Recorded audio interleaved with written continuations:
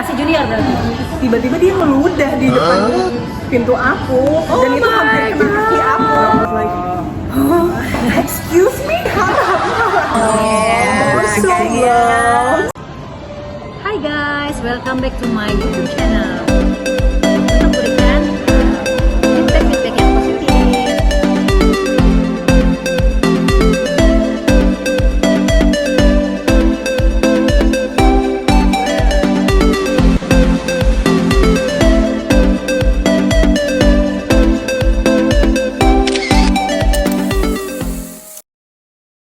Oke guys, nah kali ini saya mau ajak ngobrol pramugari yang namanya Dian. Dian ini dulu pernah berpengalaman di Middle East, ya airline di Middle East, dan juga sekarang ada di Jetstar Australia dan yang berbasis di Bali gitu. Nah, kita akan ngobrol-ngobrol. Dian akan menceritakan gimana sih kehidupan pramugari di masa pandemi ini. Juga kehidupan Dian ketika di Jeddah ya. Nah, panggil yuk, Diannya lagi pesen minum dulu di bawah. Sebentar lagi naik kok. Itu dia. Hai Mami, Apa kabar? hai, apa kabar? Ya, kita minta kenalan dulu ya sama Dian. Yuk, Dian kenalan dulu ya. Halo, nama aku Dian. Sekarang aku pramugari di Jetstar.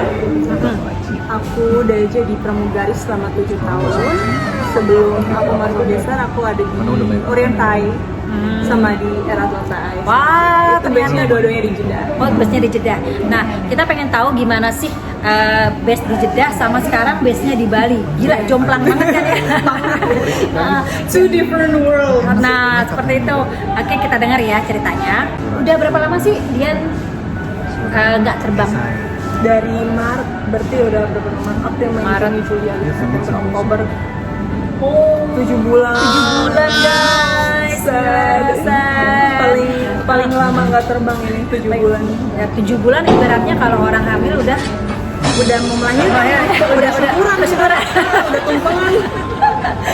Kok bisa sih terbang di maskapai penerbangan di Middle East? Gimana sih tuh Kak Dian? Itu waktu dulu ketika aku emang lagi berjuang-berjuangnya pengen jadi pramugari itu ya. Aku lihat iklannya di salah satu forum untuk pramugari, di forum pramugari itu ada lokernya untuk jadi pramugari di Oriental Airlines. Oh, oke.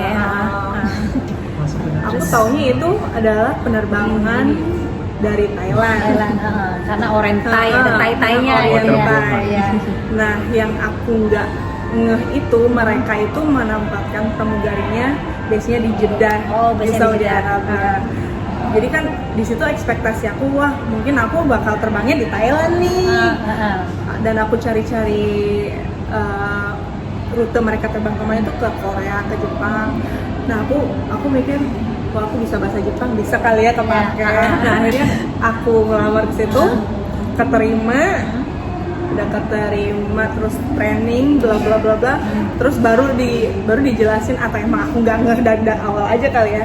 Mereka bilang penempatannya di Jeddah, di Saudi Arabia. And I was like, oh, I was expecting to go to Japan and I'm going to Saudi Arabia.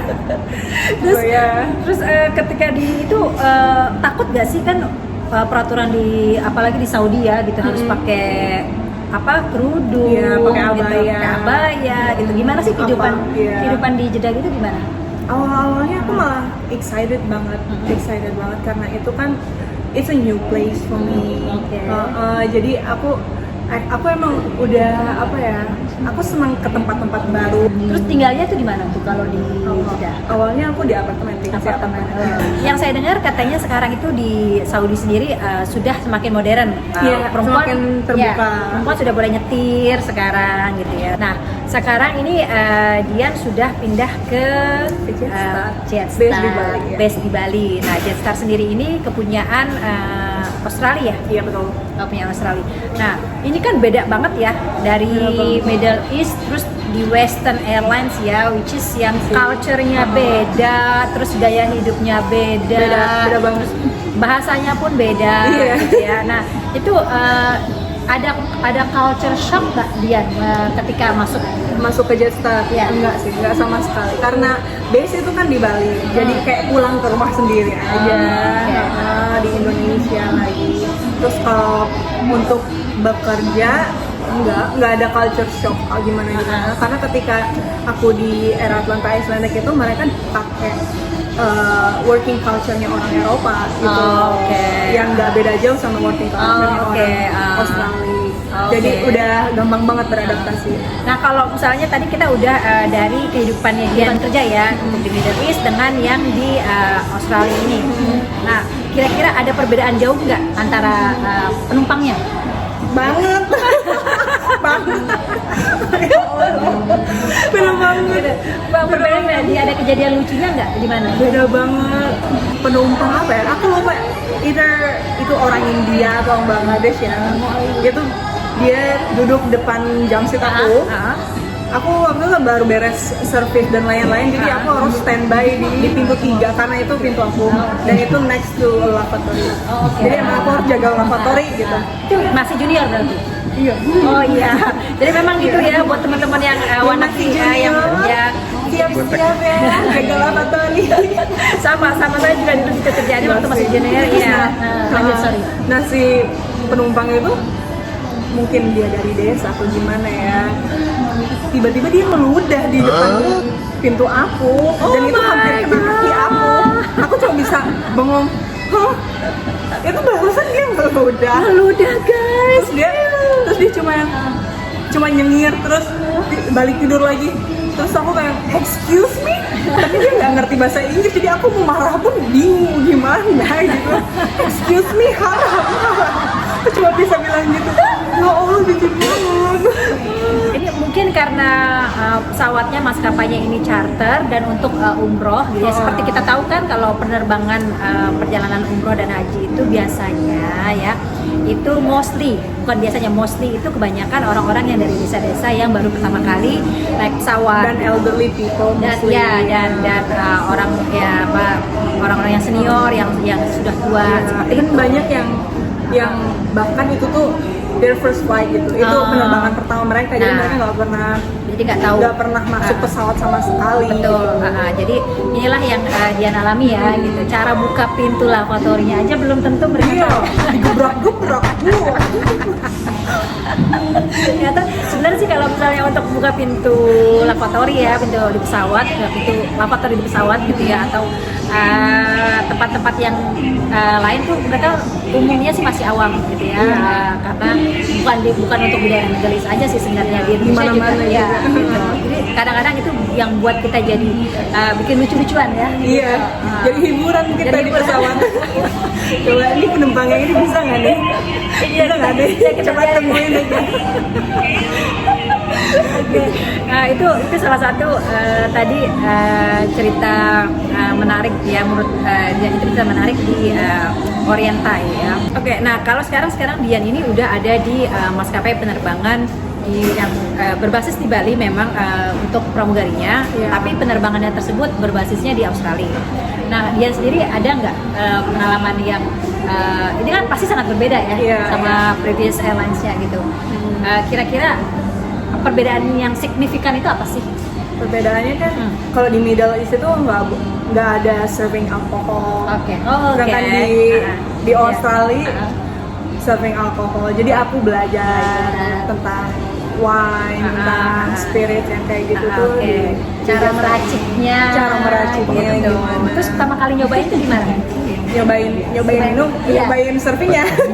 Nyobain minumnya dong ketika waktu belajar. Nyobain minum bukan di pas penerbangan ya. Ya, maksudnya ketika belajar training kan kita di training kayak jadi aku bartender gitu. Aku malah on board belajarnya. Oh gitu. Iya. Jadi waktu training dia nggak diajarin misalnya? Diajarin teorinya doang, tapi nggak selalu nyicipin gitu? Enggak. Oh gitu. Jadi berbeda ya guys. Kalau di maskapai saya tuh ketika training pas training kan. Kalau aku praktek ketika on board. Oh kita on board. Kalau jadi tadi Dian bilang prakteknya ketika on board. Kalau saya tuh ada 1 minggu itu untuk food and beverage ya. Terus untuk minuman beralkohol kita diajarin kayak jadi bartender kecil-kecilan gitu. Misalnya vodka dicampur dengan guava juice namanya, kita punya nama loh itu. Namanya gitu. Jadi base-nya tuh vodka sama guava juice gitu. Nah, kalau misalnya di Dian sendiri trainingnya gimana nih ketika meracik alkohol? Nggak ada ya? Nggak ada trainingnya, langsung on board dikasih tahu sama parsernya. Tapi teorinya dapat ya, misalnya ditulis ini dengan ini gitu atau bagaimana? Kalau ada koktailnya nggak gitu? Enggak. Oh, nggak ada koktail ya? Jadi kalau ketika aku nanya ke passenger mau minum apa, mereka mau vodka, coke apa atau gin and langsung ya, jadi gitu. Gin and tonic udah gitu aja. Nah yang lebih simpel aja sih kok. Tapi mungkin karena di maskapai penerbangan Dian itu budget airlines budget airlines, tapi ada business class. Ada business classnya Jadi dengan full service ya. Nggak selengkap seperti yang jadi itu ya, ada sedikit perbedaan. Nah, di masa pandemi ini kan tadi Dian sendiri bilang udah 7 bulan nggak terbang, ya kan? Nah, selama 7 bulan ini Dian masih tinggal di Bali? Aku kemarin berapa bulan di Bali? 5 bulanan mungkin ya. 5 bulanan ya. Terus aku pulang ke Bandung. Terus ini ke Jakarta. Emang karena udah biasa ada moving from one place to another, jadi kayak udah otomatis aja gitu di badan dan di pikiran kita. Jadi biasanya seminggu, kayaknya kalau seminggu tuh nggak ada tempat yang berbeda, kayaknya agak aneh ya. Gampang bosen gitu. Itu. Nah itulah yang sebenarnya sih kalau pramugari itu kalian siap nggak ya kalau mau jadi flight attendant harus mengalami hal seperti itu. Ninggalin orang tua, betul, keluarga, pacar. Apa sih rencana Dian selanjutnya ke depannya? Seandainya pahit-pahitnya nih ya. Gitu. Jangan. Mungkin ada nggak rencana Dian atau plan B-nya gitu loh? Rencana B-nya gitu. Serius nggak tahu. Aku lagi lamar ini sih. Aku ada lamar kerja. At least punya lah ya backup plan ya gitu. Terus selama pandemi itu Dian kegiatannya ngapain aja sih? Setelah pandemi, awalnya tuh aku mulai belajar meditasi lagi. Awal pandemi belajar meditasi lagi. Berupa apa meditasinya? Berupa meditasi. Ya, di ke yoga, lebih ke pernapasan. Itu benar-benar bikin healing. Karena kan ketika awal pandemi itu, yang ketika kalian terbiasa hidup fast pace, terbiasa hidup sibuk, terus kalian disuruh diem, ya agak shock pikiran kalian tuh masih sibuk juga gitu loh. Gitu. Wow. Jadi itu kayak manage pikiran kita. Tetap mensibukkan diri walaupun tidak sibuk. Olahraga sih, jadi lebih olahraga. Masak sendiri. Nggak pernah masak sendiri, jadi masak sendiri. Berasa olahraga ini kenapa sih kok olahraga gitu loh? Apa emang selama ini nggak pernah olahraga atau gimana? Aku udah aktif olahraga sih dari dulu. Dari dulu aktif olahraga untuk jaga badan aja. Dan ketika kalian jadi pramugari itu kan kita sering terbang malam, terus nyampe di tujuan kita jet lag, terus kurang tidur apa. Jadi kayak restart lagi ya, restart lagi tubuh kita yang udah kemarin-kemarin tuh kita paksa ngebantu kita paksa untuk stamina kita juga bagus kok untuk kerja itu. Nih ya, terus Dian base di Bali. Kita kan tahu ya guys ya, yang namanya kehidupan di Bali itu yang hingar-bingar gitu ya, malamnya itu nggak 24 jam bahkan ada. Nggak tidur gitu. Malamnya. Nggak tidur. Kita tahu katanya sih Bali itu kan benar-benar yang untuk hura-hura gitu. Nah, Dian sendiri kehidupan di Bali dia sendiri gimana? Enggak sih, biasa aja. Biasa aja ya? Enggak hura-hura, nggak gimana. Oh ternyata enggak ya? Enggak. Ternyata anak baik guys. Iya, kadang-kadang ya sama temen-temen lah, once in a while atau 2 kali sebulan, biar ya ketemu catch up sama temen-temen aja. Jadi kayak dunia malam gitu Dian sih sendiri nggak suka ya? I'm okay. I'm okay.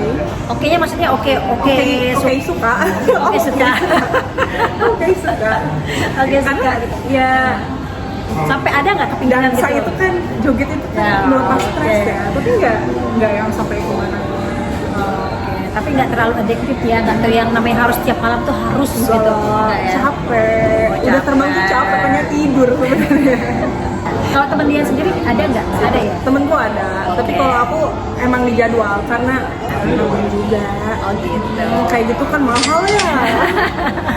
Cari uang lama, kalau nggak nabung sayang banget ya Iya. Mbak. Jadi kayak dibajetin lah ya kayak gitu. Apalagi ternyata kegiatan dia menabung ya itu terbukti gitu ya akhirnya sekarang ini Ketika ada pandemik begini butuh Iya. uang, dari tabungan-tabungan yang kemarin itu ngebantu banget. udah dapat apa sih? Aku alhamdulillah udah renovasi rumah, renovasi rumah keluargaku. Wow, anak baik ternyata guys. Itu karena aku dulu udah janji sih sama Jadi kalau misalnya kalau nggak janji, ya, nggak ini dong. ya aku beliin rumah buat diri sendiri. Sekarang aku belum punya rumah buat diri sendiri. Nggak, tapi ya guys, seperti kita tahu ya gitu. Kalau untuk orang tua ya kita nggak usah berpikir dua kali lah ya. Gitu. Nggak usah hitungannya Mbak. Betul ya, karena itulah nanti rezeki. Toh mereka juga mendoakan kita ujung-ujungnya. Betul, rezeki kita ya, rezeki orang tua adalah rezeki kita. Jadi kita nggak usah khawatir. Nah, contohnya Dian ya, gitu. Dian walaupun gitu ya punya rencana lain sebenarnya, tapi dia tetap mau renovasi. Iya. Buat orang tua ya, tetap Iya. menjaga ya. Iya. Gitu. Nah, terakhir nih Dian ya. Nah, sekarang kita buka-bukaan nih ya. Kira-kira sampai kapan sih Dian mau terbang? Kapan ya? Selama aku masih bisa terbang. As long as saya can. Iya. Sampai punya anak aku terbang, terbang dulu ya gitu. Itu sudah ada di planningnya ternyata. Masih pengen terbang sampai tua. Menurut dia sendiri itu pramugari itu apa sih? Pramugari Flight itu flight attendant itu apa sih? it's more than a job. than a It's a lifestyle. Udah jadi lifestyle. It's my identity. Oke. Jadi ketika aku nggak terbang begini kayak I feel lost. Atau aku pramugari tapi aku nggak kerja, nggak terbang. Begitu guys. Jadi kalau memang sudah menjiwai ya, Iya. sudah menjiwai dan sudah mencintai Sudah ada pekerjaannya. daging guys. Oh begitu. Jadi kayak Sudah daging Iya, pekerjaan ini.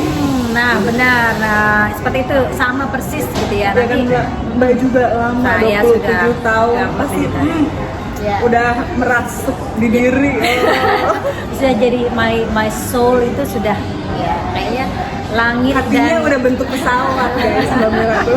Oke guys, ya tadi keseruan saya sama Dian udah ngobrol banyak ya tentang Dian yang tadi tinggal di negara Middle East dan kerja di maskapai Middle East selama 6 tahun, kemudian pindah ke maskapai penerbangan Iya, jet besar di Australia. Gitu. Seru banget ceritanya kan? Oke guys, jadi begitulah bincang-bincang aku sama Dian. Kebetulan Dian lagi ada di Jakarta. Terima kasih ya. Terima udah kasih mau, Mbak Mira. diajak ngobrol. Iya, akhirnya kita ketemu. Iya, nggak ketemu di Bali, akhirnya ketemunya di Iya. Jakarta loh, gitu. Oke, sampai ketemu lagi di video-video saya yang lainnya ya. Oh ya, Tonton ya. betul. Jangan lupa subscribe dan like. Juga tolong dikasih komen ya untuk feedback positifnya untuk video-video yang akan datang. Oke guys, terima kasih. Bye.